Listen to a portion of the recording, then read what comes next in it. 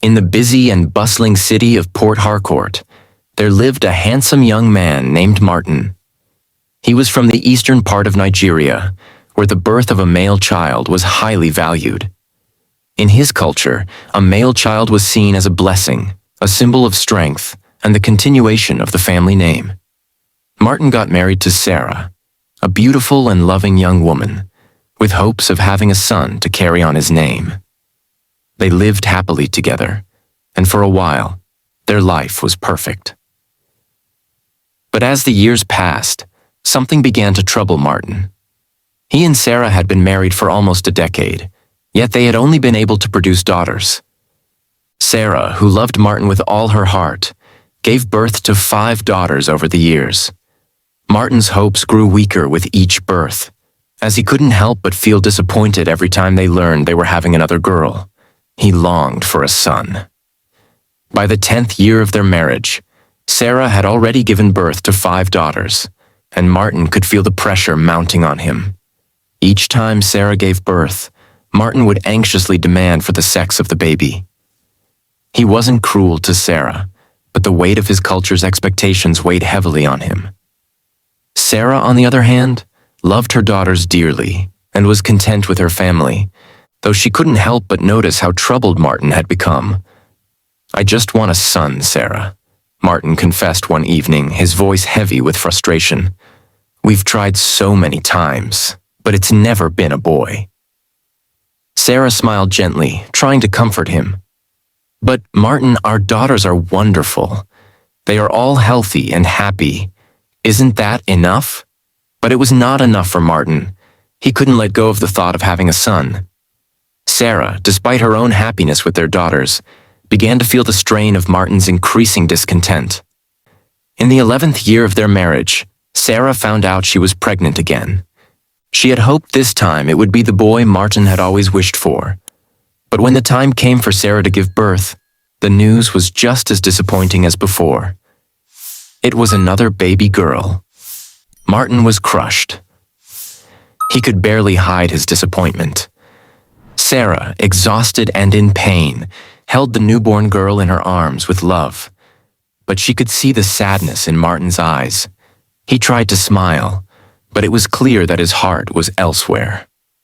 Sarah felt a pang of sadness for him, but she knew she had to remain strong. One evening, Martin went out to a bar with 2 of his old friends, Fred and George.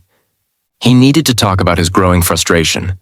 The conversation quickly turned to his desire for a son, and Martin poured his heart out to his friends. I don't know what to do," Martin confessed. "Sarah's been wonderful, but we just keep having daughters.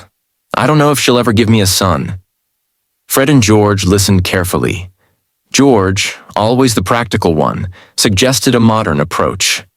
"Why don't you try using modern technology? There are methods now that can help you choose the sex of the baby. It's expensive, but it's worth considering." Fred, on the other hand, had a different idea. "Why go through all that trouble, Martin? There are many young women out there who would be willing to marry you and give you a son. Your wife has already given you 6 daughters. Give her a break. Go find someone else, a younger woman who can bear you the son you want." Martin listened to both of them, but it was Fred's idea that lingered in his mind. After all, he was desperate for a son, and the idea of marrying another woman seemed easier than spending money on expensive procedures. From that moment on, Martin began to search for a younger woman who could give him the son he desired. Fred, ever eager to help his friend, offered to introduce Martin to a young lady he knew in town. The day came when Fred brought the young woman, Judy, to meet Martin. She was beautiful, full of life, and eager to be with a man who could offer her a future. Martin, desperate and not thinking clearly, jumped into the idea without much hesitation. He didn't bother to properly vet Judy, nor did he consult Sarah about it. In a whirlwind of hasty decisions, Martin performed a traditional marriage with Judy without telling Sarah. He brought her home, believing this was the solution to his problem. When Sarah saw Judy in their home, her heart sank. She felt betrayed, hurt, and confused. "Martin, what is this?" Sarah asked, her voice trembling with shock and disbelief. Martin avoided her gaze, feeling guilty but determined to follow through. "I've done what I had to do, Sarah. We need a son, and Judy can give us that." Sarah stood in stunned silence, her mind racing. She had always loved Martin and had given him everything, but this sudden decision shattered her heart. However, knowing that her daughters would be affected, Sarah chose not to fight. She decided to stay for the sake of the children, even though she felt abandoned. From that moment, Martin began to take Sarah for granted. He no longer showed her the attention he once did, emotionally, physically, or financially. He paid more attention to Judy, showering her with gifts and affection. Martin's focus was now entirely on his new wife and the son he hoped she would bear. Judy, with her youthful energy and charm, quickly became pregnant. Martin was overjoyed.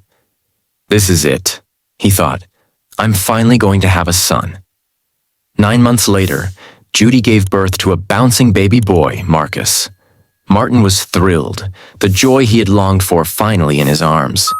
He showered Judy with expensive gifts, including a car, and declared that his family was complete. Despite the joy of the new baby, things between Sarah and Judy were far from peaceful. Judy despised Sarah, and the tension between the two women grew. Judy, with her jealousy and resentment, began to make trouble for Sarah. She falsely accused Sarah of beating her, which was the last straw for Martin. "Sarah, you need to leave," Martin said coldly. "I can't have you causing problems in my house. Take your daughters and go." Sarah, devastated but understanding that she had no other choice, packed her things and left the house she had helped build with Martin. As she walked out the door, she was broken, but she kept her head high for her daughters. She hoped that one day Martin would realize what he had lost. Martin, with Judy and his son Marcus now in the new house, no longer cared about Sarah or her daughters. He refused to take her calls and ignored her whenever she needed help. Sarah, struggling to care for her children, faced the harsh reality of raising 6 daughters alone. Meanwhile, Martin provided for Judy and Marcus, giving them everything they wanted. He turned his back on the woman who had loved him for so many years, leaving her to fend for herself while he lived in the house with his new family. And so, Sarah struggled to survive, selling in the market to provide for her daughters, while Martin basked in his newfound happiness with Judy and Marcus. He had everything he ever wanted, or so he thought. But life has a way of revealing the truth. Would Martin's happiness truly last? Would Judy remain loyal now that she had everything? And what about Sarah? Would fate reward her sacrifices, or was she doomed to a life of suffering?